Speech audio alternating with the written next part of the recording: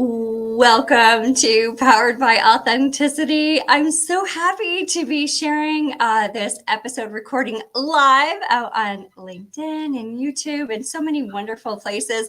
And one of the main reasons is because my guest tonight is so fantastic. Krystalore Cruz, welcome to Powered by Authenticity. Thank you so much for having me, Emily. It's such a blessing. I know. And, before we get started, I'm going to give a little shout out to my nephew, retired U.S. Air Force Master Sergeant Ricky Underhill, because I'm such a proud aunt. I'm going to put it all in there for introducing us. And it's just been such a wonderful connection, and really been looking forward to this episode with you, Krystalore. So happy. And I was wondering if you give everybody a quick little introduction of yourself. Yeah, absolutely. First of all, shout out to Ricky. Thank you so much. It's such the power of connection, right? And connecting great people, authentic people. And I'm excited for this conversation. So I am Krystalore Cruz. I'm the CEO of Cruz Beyond Limits Consulting. I consider myself a life, fitness, and a business accelerator. And I'm on a mission to help empower every person on the planet put themselves and their health first for just 34 minutes a day, so we can reduce the stress and overwhelm of life and live a more fulfilling life. And who doesn't want that? And so with my company, we do a lot of different things, anywhere from fitness coaching to mindset coaching. We have group coaching, one-on-one coaching. We have books. I'm a speaker, author. I'm a retreat leader, leadership consultant.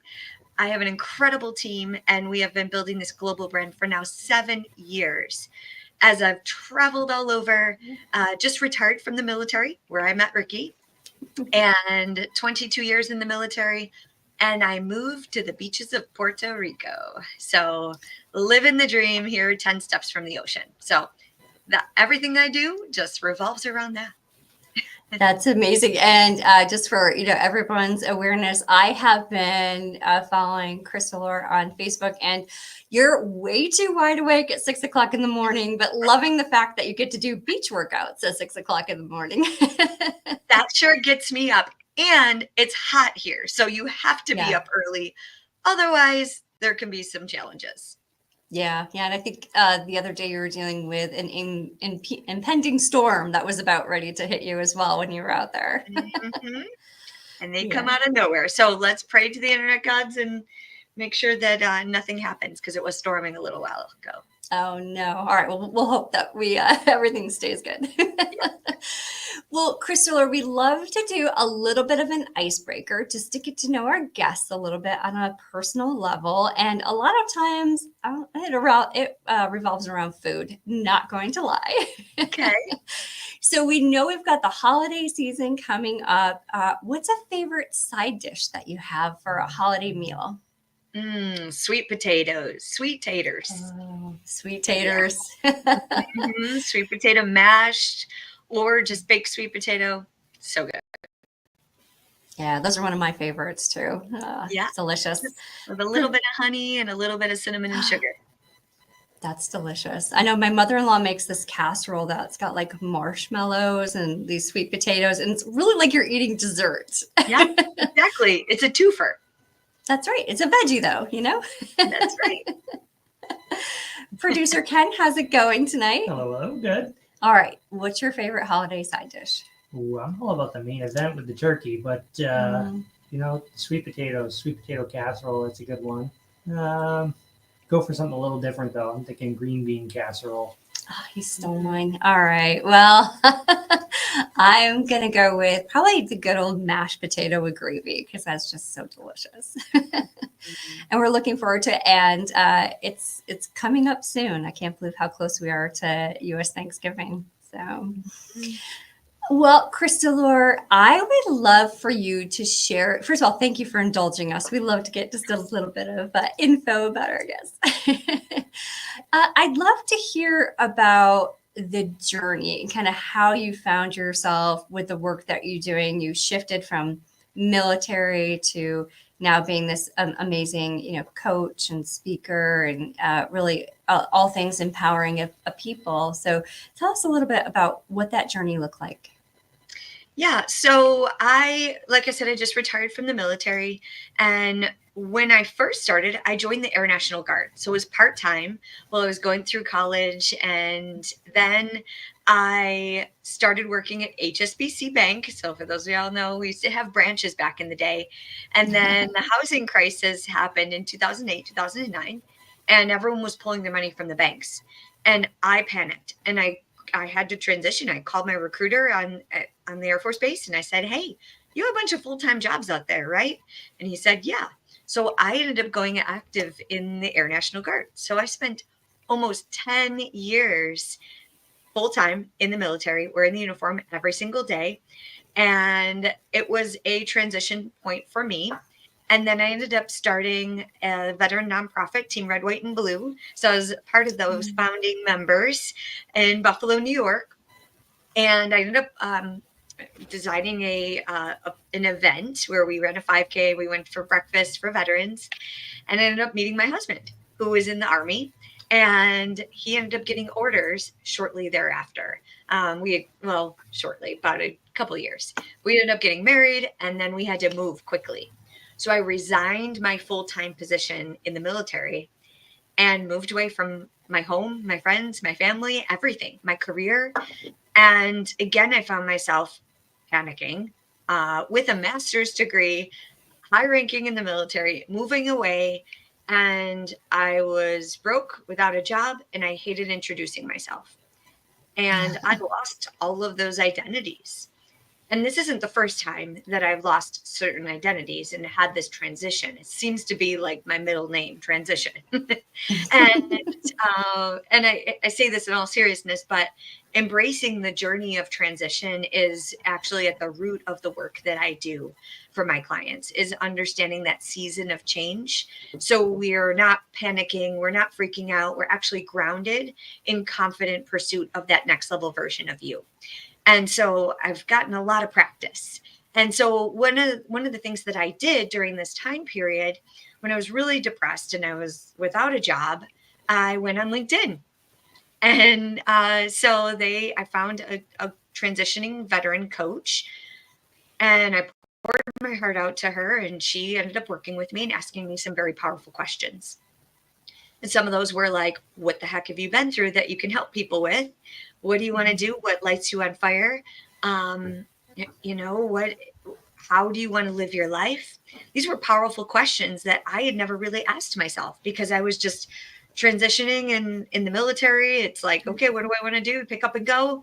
And I never really got to design the life that I desired. And I had a blank slate.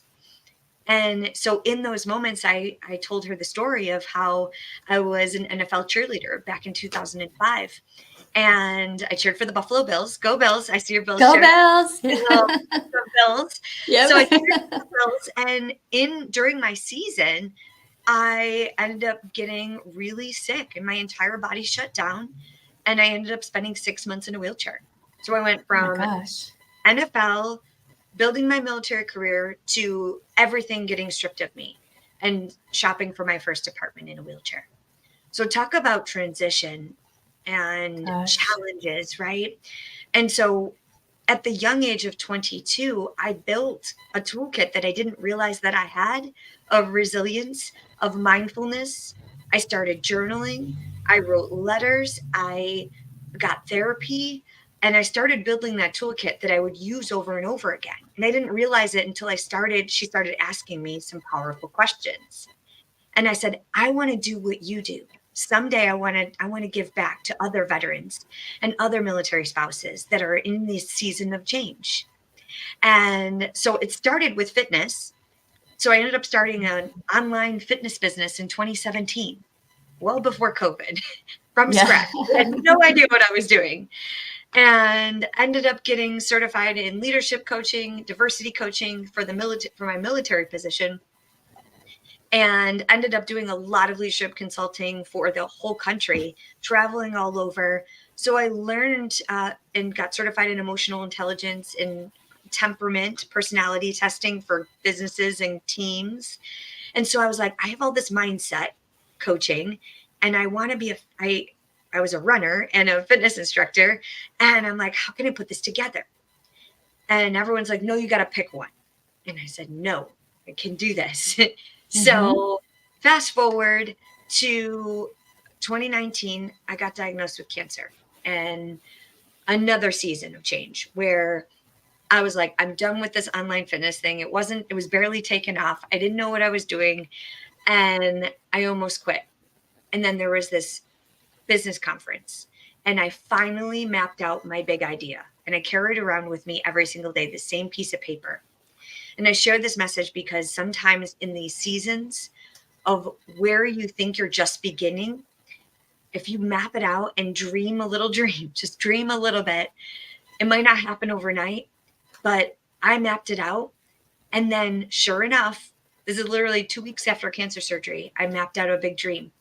Don't you know, this was October of 2019. What happened? March of 2020, COVID. All the gyms shut down. So my friends are like, hey, you do all this fitness stuff. Can you teach something online? So I did. I said, yes, I have the tools. I had all the skills. And so I transitioned really quickly, and I ended up teaching every day during COVID for men and women and children and dance camps and cheer camps, and ended up turning it into a membership.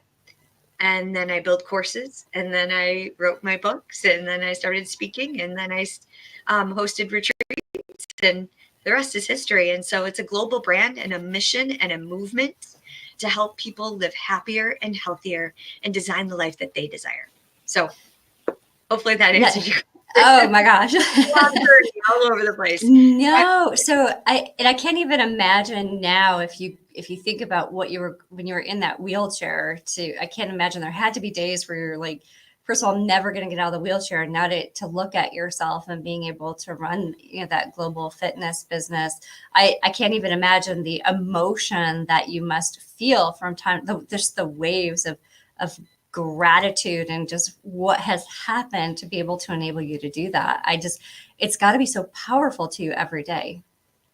Yes. And, one of the things I always say for my clients is one step at a time, one repetition at a time, one round at a time.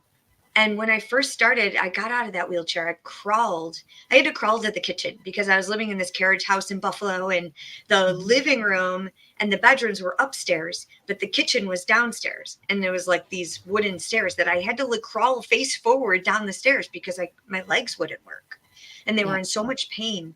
So I had to crawl before I could walk, before I could run. And there were times where even the military, they put me on a lot of medication. I had to take steroid injections, a chemotherapy pill. It was horrible. I took more medication to offset the pain and the ulcers it was a hot mess. Anyways, they tried to kick me out of the military too. And I said, no. Oh my gosh. Yep. And so I got off of all that medication, and I started walking one step at a time. And it healed me from the inside out.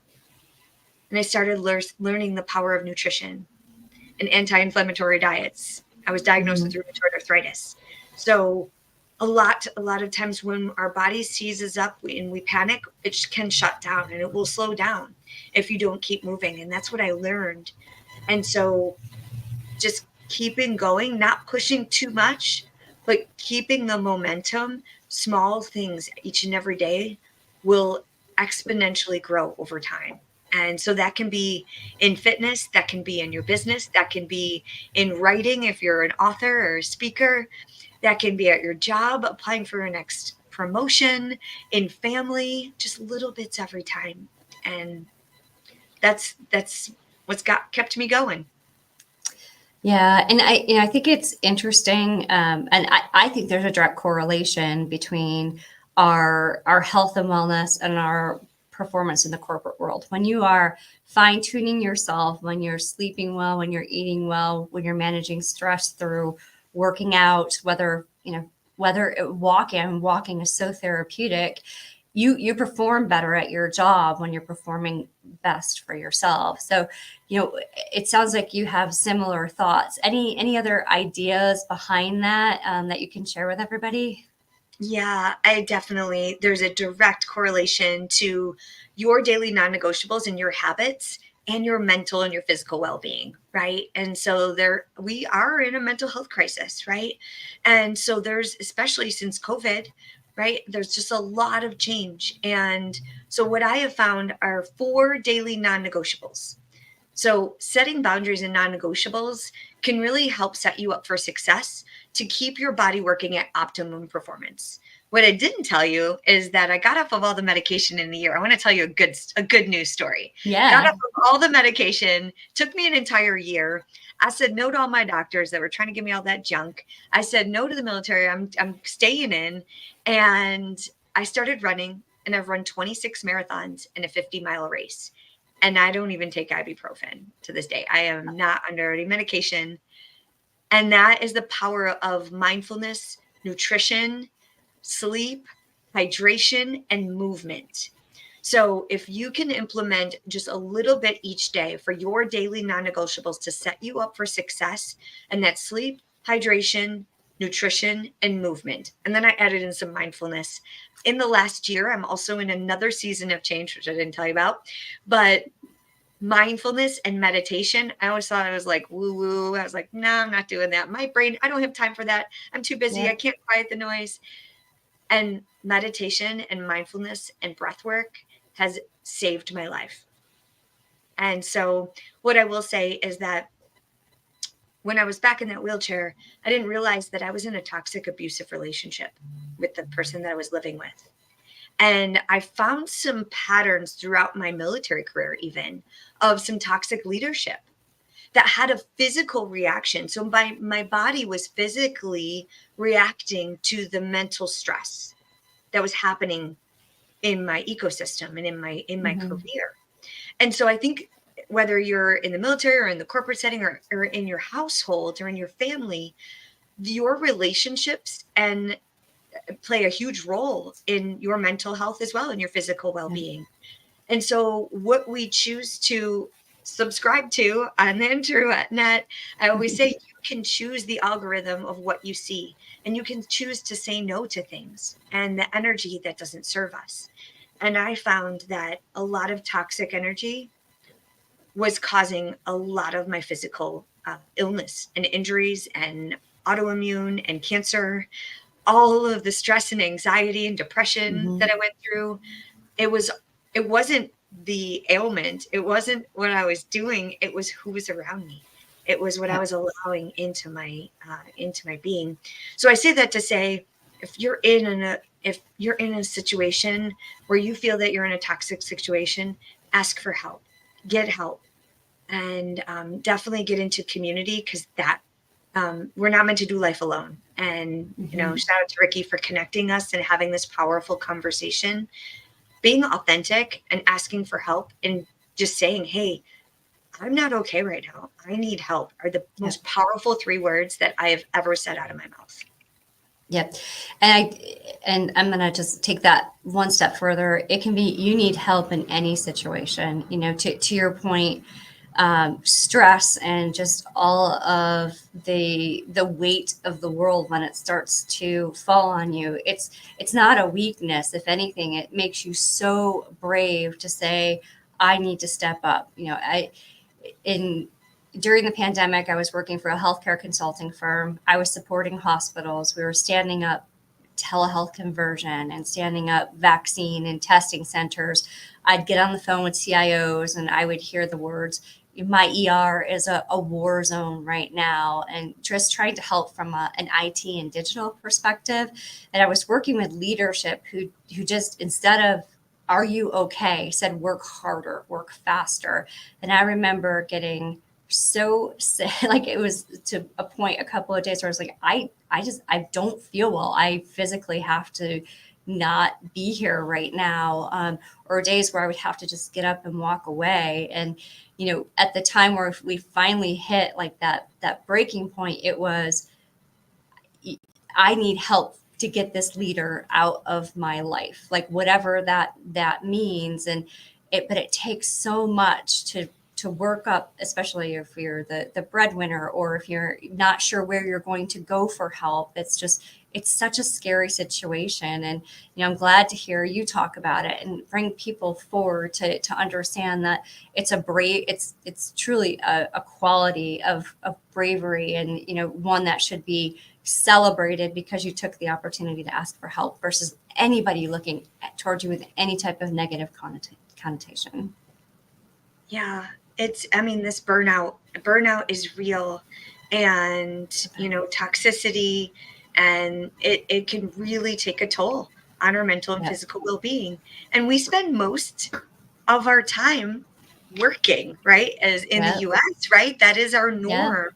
And to push through and push, I've been there, right? And I felt this need of, I always say I'm a recovering perfectionist, and spending 22 years in the military, just proving myself. And I would say I had to get bigger elbows to make space because I'm 4'11 3/4.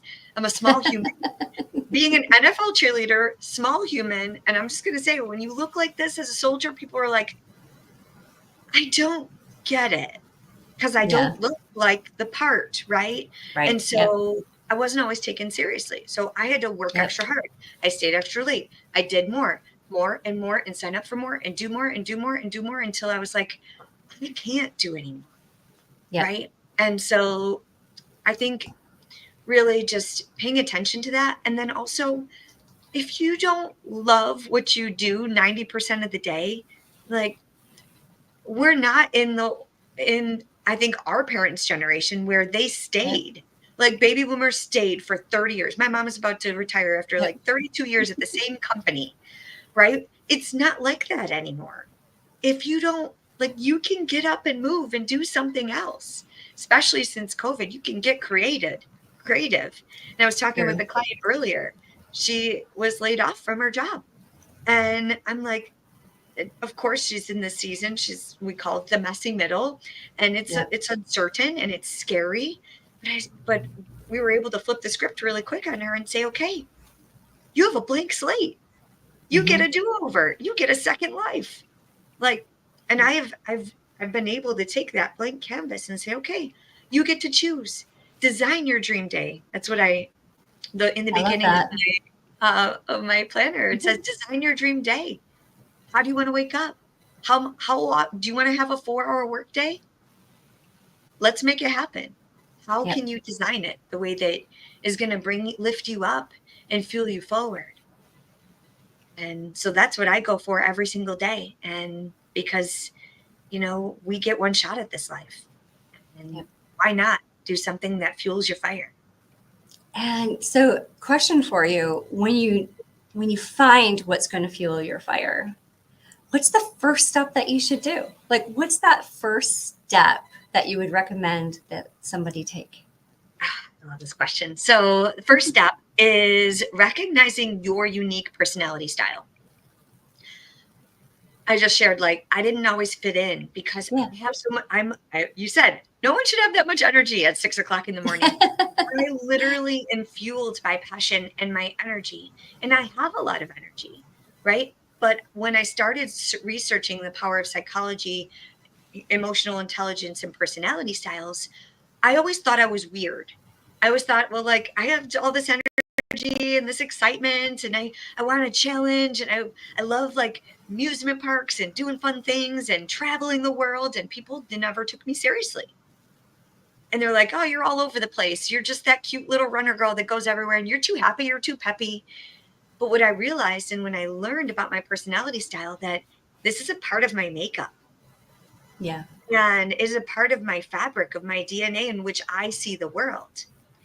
And another part of that is planning and structure and order. And so what I realized is that is a beautiful recipe for growing a global brand as an entrepreneur. And I need freedom and I need flexibility to move and pivot and grow and learn and go after things. That is my unique fabric. And so when you can figure out what your top 2 personality styles are, and that's what I love to help people do, is help you figure out what your strengths are, what your gifts are, what your joys are, what your needs are. And we design the life around that so you can step into your true power. So you don't have to shrink or fit into places and spaces or show up with a suit when you don't want to, right? I get to live in the beaches of Puerto Rico and travel the world and help people. Like, I designed it because I love to travel, I love fitness and all this stuff. So that would be my first step, is figure out what your unique talents and strengths are. And quite honestly, that thing that you think is weird is probably your gift that other people need. Oh, I love that. That is perfect. It's so refreshing to hear you say that. So many people try to put others into like cookie cutters, right? Oh, if you're this, then this personality type, you should just go. These are your 5 careers. Don't try anything different. But I think in the world that we're living in, to your point, since COVID, we can be remote. We can try many different things. There's so many different ways to go after something that you really enjoy, because you can take advantage of different tools that we've been able to develop over the years. And if you have that, that sparkle and what brings you joy, that's probably the right thing to go do. So I love how you said all of that. It just makes my heart happy to hear you say that and to hear your perspective, because again, there are other coaches and people in the market who just try to cookie cutter you into these different things, and it just, once again, it's not what brings you joy, and it's not what's going to make you happy. And we do only have that one life to go after what we want. So I love that. Yeah, thank you. It's so funny. Like, I always say that my guidance counselor never told me about this option. In fact, she never even told me about the military either. I found it in my freshman year in my undergrad. But anyways, what we make major life decisions between the ages of 17 and 25. Yep. Most people, most young adults from those ages make lifelong decisions when their brain and their experience level has not even been developed yet. They haven't even tried anything, and they're like, I'm going to nursing school for 6 years, and that's going to be the Yeah. rest of my life. And I've been reflecting a lot on this too with marriages, right? We get Yeah. married. Society says that we need to go to college, get married, get the white picket fence, get the nice car, get the corporate job, make sure you have 2 kids before you're 25. Otherwise, you're geriatric, right? Like, all of these Yeah, sure. pressures. And then when you hit 40 and you're like, this isn't what I want the rest of my life to be like, that's when people call me and they're like, there's got to be another way, because I'm exhausted. I am miserable. I'm burnout. I am overweight. I'm depleted. I've been doing everything for everyone else because I thought Yep. I had to.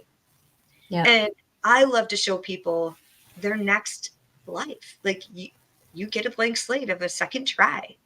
And it's painful, but it's also can be really beautiful. Yeah, it's so true. I look at what my daughter is going through right now. She's one of those COVID kids who went home freshman year because they had to go remote. Never went back to high school until her senior year.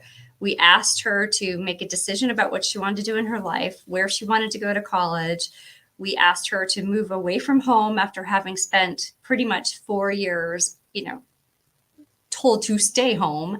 Socialization, don't go near people, don't talk to people, and now we're going to throw you into a college. We need you to make a decision on what your life is going to look like. And there's you just it's so unfair. It's so difficult and challenging, and watching what she goes through just to try to make it through every semester is definitely different than what producer Ken went through when he went to college, because he had a completely different high school, experience. So it's just, you hit the nail on the head there with kids and what we're asking them to do at such a young age. And, by the time you do get to 40, 45, 50, you're looking at life again going, I need to try something different. Yeah. And I can't tell you how many 50-year-olds told me that, like, where were you when I was 20? Yeah. And, if I were to learn these emotional intelligence skills and how to manage my emotions, how to properly flip the script in my mind to recognize that the longest conversation and the longest relationship you have is the one with you. So you better make it good, right? Yeah. And so when we pour ourselves into everything, our work, our business, and our families, and we have nothing left, it's like, so I would love to get into the younger population as well. Like, let's Yes. start now and let's give them the tools, especially those that are challenged with the COVID and the pandemic, Yeah. because these things, it does not foster true connection, It's which true. is put the phone down, have a conversation without the phone. Yep. And it's a challenge nowadays. It really is. And that brings me to one last question. Networking is just so important. And I know it's scary because, even when you reach out to somebody on LinkedIn, it's truly a stranger that you're reaching out and going, I kind of admire what you do. Would you talk to me for 15 minutes so I can learn a little bit about you?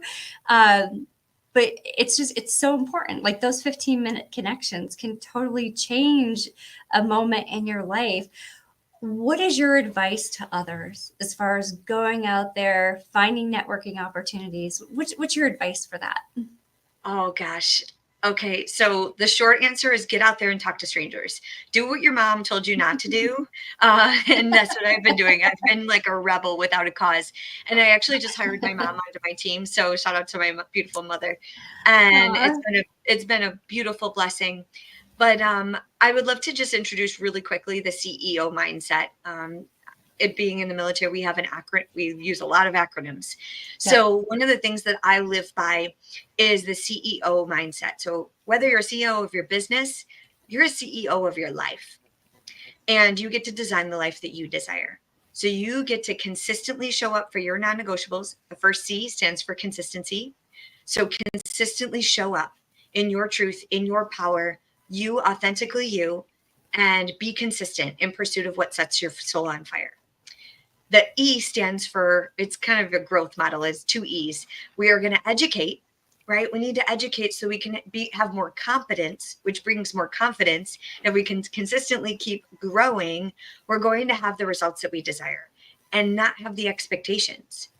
Now, with education, sometimes we collect a lot of things, right? And we want to meet a lot of people, but we don't actually execute. And so the other E is execute. So we can talk to a lot of people, but are we being intentional with the execution of, hey, let's book that call instead of keep talking about it.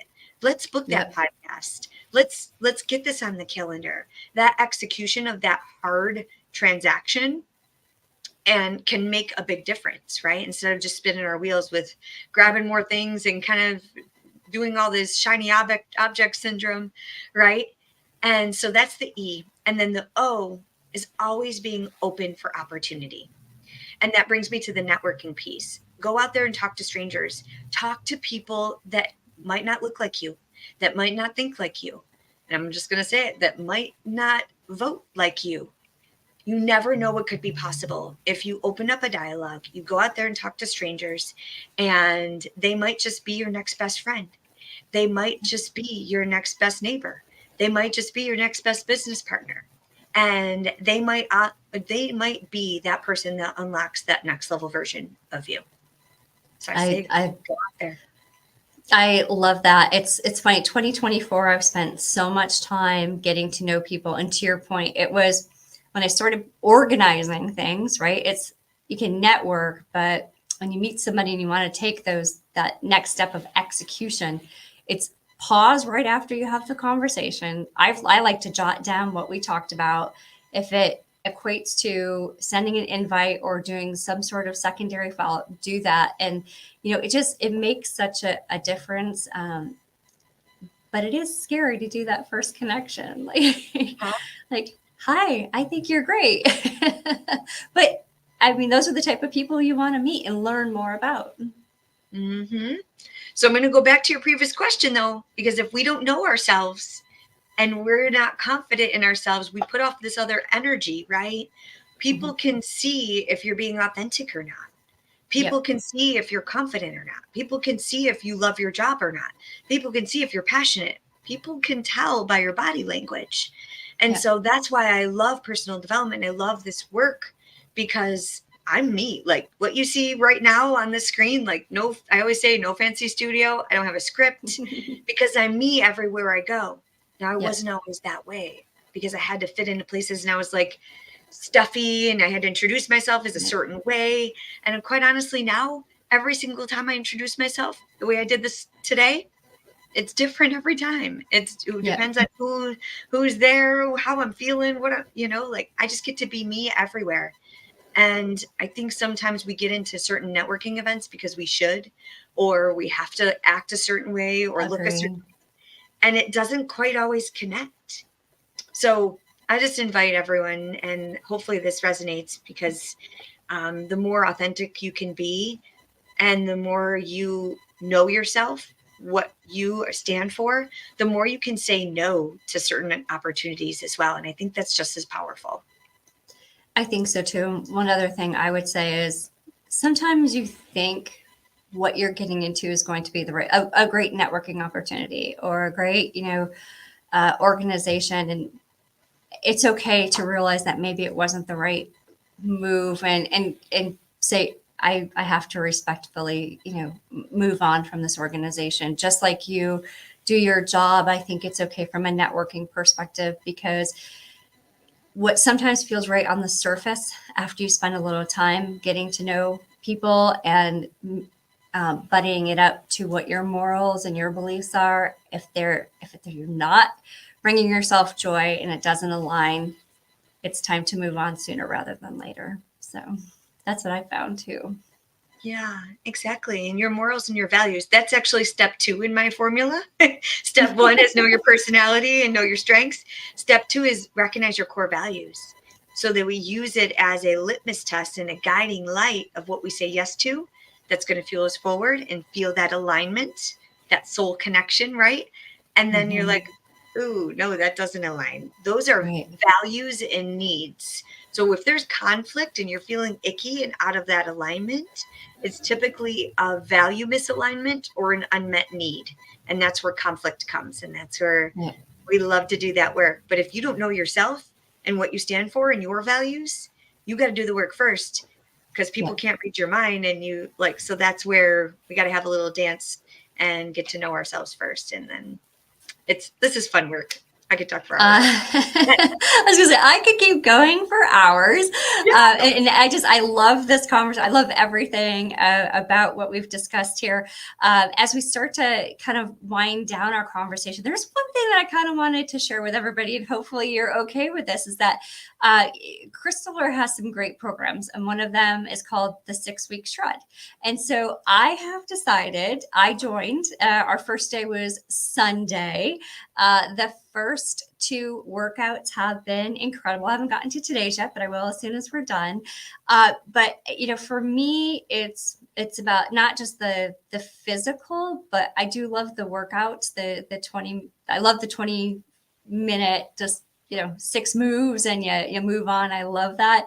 But it's also the conversation around the goal setting and around the emotional intelligence. And for me, it was how I woke up one morning and I was like, I've got to get my shit together. And then I happened to see, your shred, and we had been talking, and I was like, this is just something I want to do. So over the next few weeks, we're also going to have some little mini check-ins and share kind of that process. And I have to say, I'm super excited about it, especially after this, this was such a connection for me. This recording and this time together have been just so empowering and have uplifted me, and just everything about your spirit is it really is an authentic, true, I think, fit for moving on over the next 6 weeks. So I'm excited about that.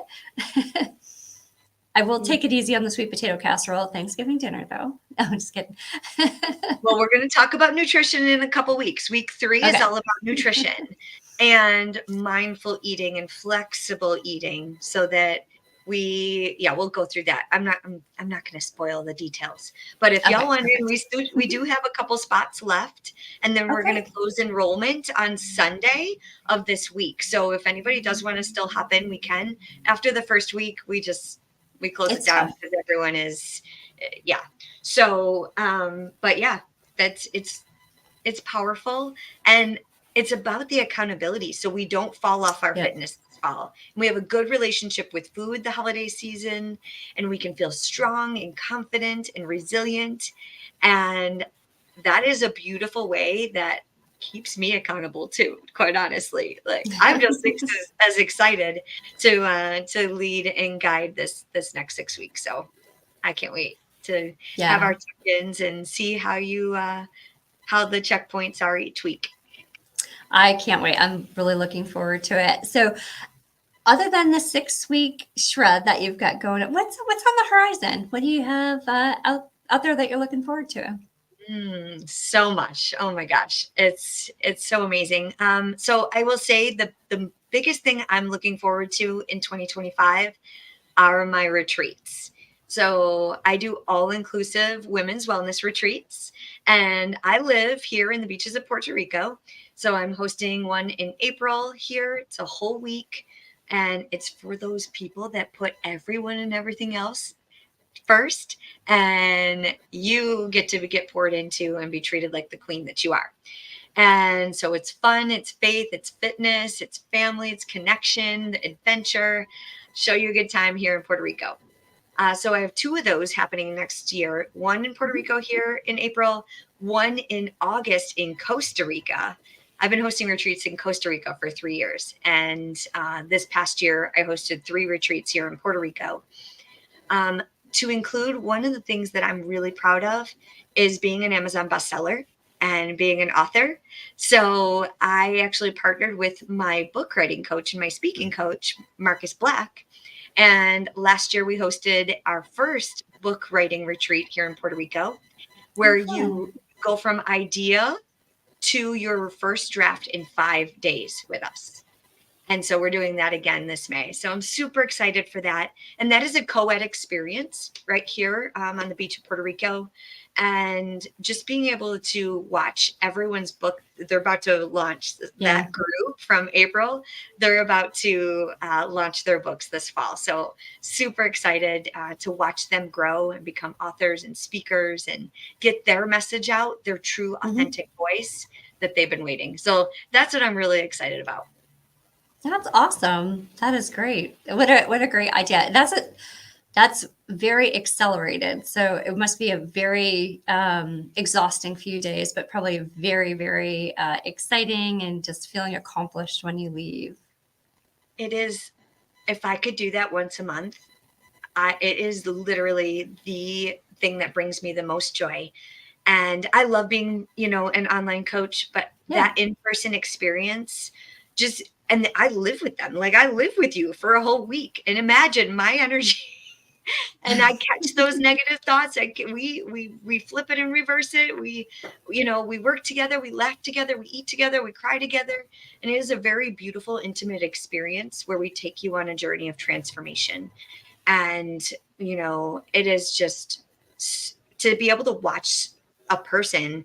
I'm not a mother, right? I don't have my own children, but all of my clients are like children. I get to watch their seasons of growth and change. And it's just such an empowering, beautiful transformation that I get to see in real life unfold, and to be a part of someone's story. Like my earth angels have been a part of my story. To be able to give back in that way is just, it lights me up. So. Awesome. Well, that's great. Well, thank you so much for being on the podcast and going live with us tonight. I've enjoyed this conversation. I could keep going for hours. I know. Well, we'll be talking next week on the 6-week shred. Yeah, we will for sure. As part of also gratitude for community support, I'd like to thank GoArt here in Batavia, New York, for the use of their beautiful podcast studio. You can see a little bit about the mural behind me. Just a fun community art center doing some great things for Batavia. So we appreciate it. And producer Ken, thank you so much for being here tonight. You got it. And I will say, Krystalore, when you were talking about marathons and the 50 Ultra, Ken gave you like the thumbs up because he's quite the marathoner and just did his first 50 Ultra. So awesome. Congrats, Ken. And you have one coming up too, my friend. Yep. So actually, Ken's doing that one with me too. So, really? yep, doing the turkey trot, just that nice 5K. And then in May, Ken, myself, and my niece are all doing the Buffalo Half Marathon. You are. I'm going to be there. You are? I am. Yes, Are you I will be running? there. I do a running group. I do virtual. I'm a marathon coach too. In my spare time, so I take a group every year to the Buffalo Marathon, and so we're doing a huge team. We're doing a live event on Memorial Day as well, the day after the marathon. So stay tuned for that. I'd love to collaborate, meet you, Ken, and cheer you on as you cross the finish line. Oh. Awesome. Yeah, thank you. I posted a picture in May. Ken, my niece, and I did the Toronto. They did the full. I did the half. We all were a little bruised out of that one, but Yeah, that one was a little rough. but we did okay. We actually we all did our like personal best for half. I think we were all a little sore, but definitely better times. Yeah, it was. So yeah, running a marathon, you should be sore. Yep. But BioFreeze is the best friend. BioFreeze got me through the ultra. Wow. Well, no, oh my gosh, that's so exciting. You're going to be at the same event. Oh gosh. All right, great. Well, maybe we can even, all right, we can maybe even do a stream or something live with you, like take Powered by Authenticity with you. I would love that. I would be so honored. That would be great. And the running community, my gosh, it is such a beautiful community. So can't wait. It really is. Like when you stand there, people just want you to succeed. Like it is wonderful. So. And everyone's running their own race, just one step at a time. That's and everyone right. gets the same medal. Kind of like life. Hopefully there's a medal. There will be. Yeah. Oh, I only say that the Toronto one, they ran out of half marathon medals. So I got to the end and there was no medal. Now they did mail me one, which was very nice. So yeah, sometimes the count gets off, or if they have random people running the race, sometimes that happens. Yeah. Unfortunately, I'm sorry that happened. They had a lot of last minute signups with that one. Yeah. But all right. Well, more to look forward to. And I'm looking forward to our continued conversation over the next few weeks as well as part of this 6-week shred. And again, thank you so much for being here. This was such a wonderful conversation and I appreciate your support. And another shout out to my nephew. His birthday is also tomorrow. So happy birthday, Ricky. And thank you, Krystalore. I appreciate it so much. And thanks everybody for watching today's episode and listening on our podcast replay on Spotify and all major podcast platforms. Krystalore, I hope you have a great rest of your evening. Thank you. You too.